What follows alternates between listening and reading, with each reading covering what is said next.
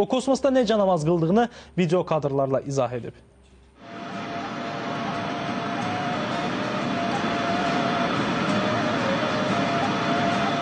Kosmosda da namaz. Malayziyalı kosmonavt İslamın əsaslarından olan namazı hətta kosmosda da qılıb.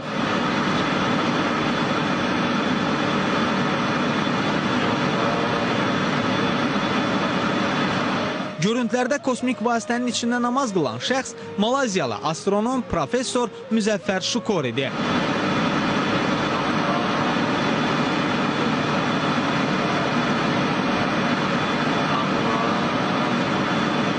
Malayziyalı professor Ankara'da Kosmosda 11 gün adlı konferansda çıxış edərkən özündə 10 yaşından kosmos arzusu yarandığını və bu xəyalının 35 yaşındaykən baş tutduğunu deyib.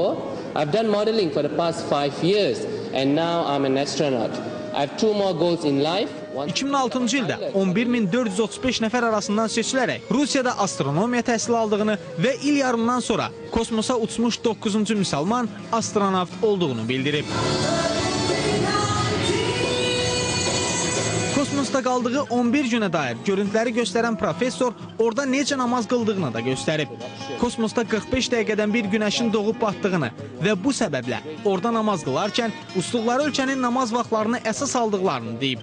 Qibləyə gəldikdə isə məskəni tam müəyyən edə bilmədiyindən dünya istiqamətlənib. Every 45 minutes the sun rises, every 45 minutes the sun sets. Because the ISS moves at a very fast speed. Müzəffər Şukori kosmosda uca yaradanın qüdrətini daha aydın hiss etdiyini də deyib. Malayziyalı professor deyib ki, yerin cazibə qüvvəsi olmadığı üçün kosmosda insan boyu təxminən 10 sm daha uzanır və daha tez yaşlandıqlarını qeyd edib. Daha da maraqlısı, duş almaqda zəruri olmur. Çünki burada tərləmək, habelə hansısa iyi hiss etmək mümkün deyil. Kosmosda bakteriya və konsetogen maddələr də yoxdur. Elə buna görə onun fikrincə xərçəng xəstəliyinin çarəsi kosmosda tapılacaq. Kosmosda yeganə çətinlik yatmaqla bağlıdır. Yerin cazibə qüvvəsi olmadığından kosmonavtlar bel ağrısı yaşayır.